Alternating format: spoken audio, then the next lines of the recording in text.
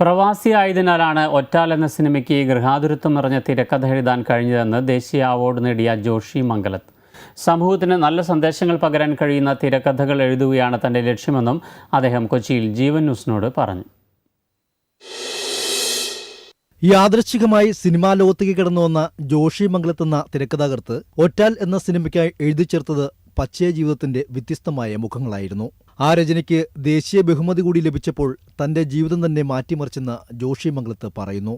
ഒറ്റാൽ എന്ന സിനിമയിലേക്ക് ഞാൻ യാദൃച്ഛികമായി എത്തപ്പെടുകയായിരുന്നു. വളരെ സന്തോഷം തോന്നുന്നു. എൻ്റെ ജീവിതം തന്നെ മാറ്റിമറിച്ച ഒരു അവാർഡായി മാറുകയാണ് ഈ ദേശീയ അവാർഡ്. പ്രവാസി കൂടിയായ ജോഷി മംഗലത്ത് കുട്ടനാടിന്റെ പശ്ചാത്തലത്തിൽ ബാലവേല പ്രമേയമാക്കി എഴുതിയ തിരക്കഥയാണ് ഒറ്റാൽ.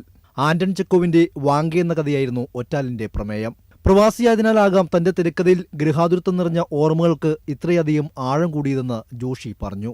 ഒരു പരിധിവരെ പ്രവാസി ആയതുകൊണ്ടായിരിക്കാം ചിലപ്പോൾ ഒരുപക്ഷെ എനിക്ക് ഒറ്റാലിൻ്റെ എഴുത്തിന് കൂടുതൽ പ്രചോദനകരമായി എന്ന് എനിക്ക് കരുതുന്നു. കാരണം പ്രവാസിയായിരിക്കുമ്പോൾ നമുക്ക് നമ്മുടെ കേരളത്തെക്കുറിച്ചുള്ള ചിന്തകൾ, നൊസ്റ്റാൾജി തോട്ട്സ്, ആ ചിന്തകൾ വളരെ കൂടുതലായിരിക്കും.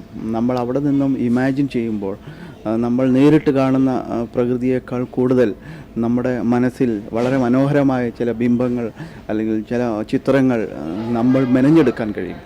അത് വളരെ ഗുണകരമായി മാറിയിട്ടുണ്ട്.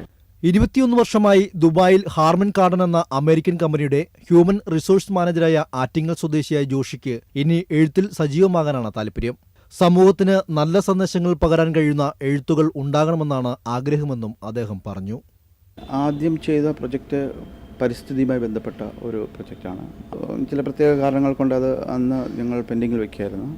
ആ തിരക്കഥ സിനിമയാക്കണമെന്ന് തന്നെയാണ് ഞാൻ ആഗ്രഹിക്കുന്നത്. അതോടൊപ്പം തന്നെ ഹിമാലയത്തിനെ ബേസ് ചെയ്തുകൊണ്ടുള്ള ഒരു തിരക്കഥ ഞാനിപ്പോൾ എഴുതിക്കൊണ്ടിരിക്കുകയാണ്.